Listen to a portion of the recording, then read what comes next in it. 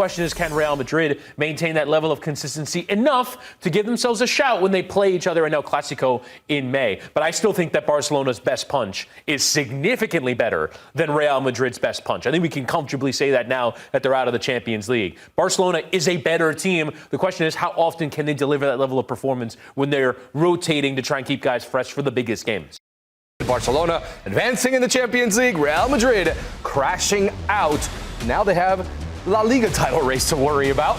Barcelona 4 points clear. They'll be taking on Celta Vigo. And Real Madrid facing Athletic Club. Not an easy match by any stretch of the imagination on Sunday. And they need a win to keep pace with Barcelona. So let's get into the chat about this league. You're used to Real Madrid being in every competition till the very end. They crashed out of the Champions League. Barcelona feeling good after their win, and they advanced. Did show some signs in La Liga of not playing their best football. What are we thinking about this race? Let's start with Barcelona first. They get their win, now they move on. Do they have enough to be able to manage all of these players and rotate to be able to still focus on winning La Liga while having to realize that they have a big matchup against Inter in the semifinal of the Champions League? Now, you wonder if their struggle of performance against Borussia Dortmund was because of the situation. Because when you're 4-0 up, right, you don't really know how to act. Do you sit back and defend? That's not really what Barcelona do. Do you keep attacking? You're leaving yourself exposed. I think they kind of found themselves between both identities in the game against Dortmund. Now, I think the other thing that happened, too, is you look at the personnel that they rotated for the game. Right. Pedri was rotated. I think they desperately miss him. They almost have to pick him in every game, but we saw what happened when they picked him in every game. He got hurt. And Inigo Martinez was a big miss, I would say, also in defense. And Alex Balde adds a real dimension on that left side. He's injured even beyond this game. It could be all the way into the Copa del Rey final that he's dealing with an injury. So you see where they are in all these competitions, and this is exactly where they want to be. This is, I would say, beyond maybe the dreams of Barcelona fans at this point. But I do wonder, particularly in La Liga, which is where I think they'll try to cut corners against Celta Vigo and cut corners here and cut corners there. I think it will be difficult for them. I think we'll see them drop some results along the way. The question is, can Real Madrid maintain that level of consistency enough to give themselves a shout when they play each other in El Clasico in May? But I still think that Barcelona's best punch is significantly better than Real Madrid's best punch. I think we can comfortably say that now that they're out of the Champions League. Barcelona is a better team. The question is, how often can they deliver that level of performance when they're rotating to try and keep guys fresh for the biggest games? And you have to imagine Real Madrid extremely hungry now, because now they own it out of Champions League. They only have these other two competitions to focus on, and they have to go through Barcelona. But their step is against Bilbao, Athletic Club. This weekend, no Kylian Mbappe after he was given a red card in their last La Liga match.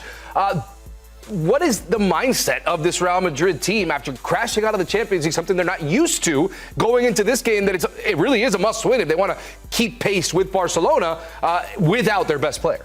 For me, you want to talk about mindset. I think it was so interesting that Real Madrid as a club, from the top down, from the messages on social media to what Jude Bellingham was talking about in the build-up to the game, they were feeding into their mystique. They were almost trying to mystique their way to winning these competitions. And if it doesn't happen in the Champions League, then at a certain point, we just have to analyze them as a football team. And it's not a very well-balanced team. No. It's not a very good defensive team.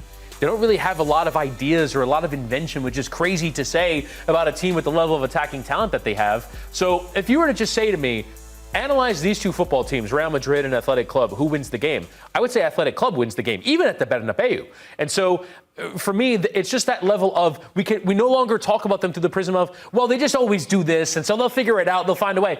They haven't found a way. They couldn't find a way in the competition where they always find a way. So, of course, they can win the game. They have a brilliant level of talent. I actually think sometimes we've seen this season that subtraction has been a good thing for Real Madrid, where losing Mbappe might actually lead to them performing a little bit better with a bit better balance. You wonder if they plug in Ceballos or Brahim Diaz and the team looks a bit different as a result. But for me, the way that Real Madrid have gone about their season, I don't know if you can have confidence in them really taking home any silverware this season. It is interesting as well, because you mentioned that it's not a really very balanced squad. They do have some issues defensively, without a doubt, in the midfield as well. Maybe some players not really playing up to their full potential. So that's why I found it interesting that Carlo Ancelotti gets all of this blame when they go crashing out of the Champions League. This is a manager that's won everything with this club. And now, all of a sudden, we're talking about he needs to go. He needs to be fired. You have fans calling for him to be fired. It's time to move on. I think that's wildly unfair. And it kind of goes to what society and what football society is now, where a guy has one poor season in one competition, still involved in two other competitions and could win, and then we're talking about sacking him. I just think it's kind of ridiculous. I agree, but I mean that's just sort of the reality. It's not even one of those things where the fans aren't even asking for Ancelotti to be fired. They're almost assuming he's going to be fired. Right. Where it's just what happens is if you don't win the Champions League or you fall below our expectations, you go. That's what happens. And so I completely agree with you. I think it's kind of ridiculous that not only is there a situation where you're looking at Real Madrid and going, well, Ancelotti is disappointed, therefore he must go. For me, it's also, we don't see very much in football. Managers have the ability to lift themselves out of trouble. It's just trouble happens and you go and we try and find someone else to solve the problems. For Ancelotti, for what he's done, I think he is the particular manager that is right for this team. I don't look at European football and see a lot of obvious candidates for them because it isn't really about style of play. It isn't really about process. It's about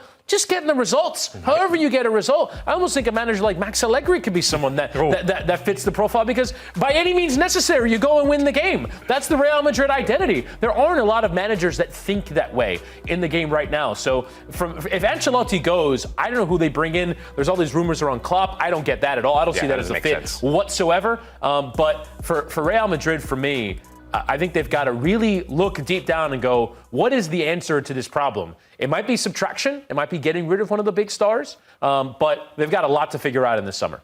I already hear your mentions going off for calling for Max Allegri to maybe be the Real Madrid manager. That's going to get a lot of run on social media, I'm pretty sure.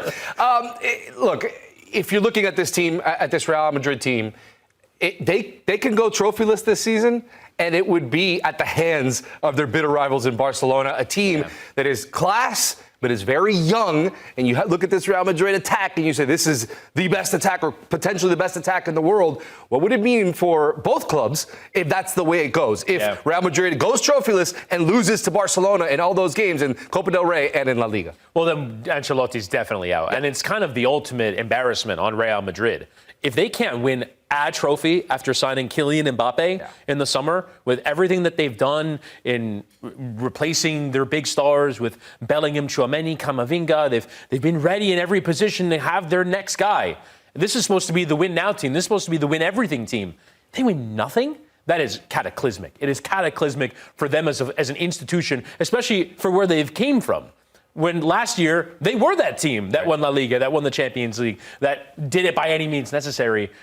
You start to wonder if there might be even bigger changes that come in the summer than even just the manager. If you're thinking about getting rid of superstars, bringing in different superstars, or maybe just bringing in a group of solid players to fill out a squad that actually makes sense and has balance, you wonder if the big questions start to get answered or asked. You know, for Real Madrid fans, hey, at least you won the UEFA Super Cup. Is that something to get excited about? Guess not. Not really for Real Madrid. The Intercontinental Cup as well. Come on. I mean, this big is Intercontinental big Cup trophies here.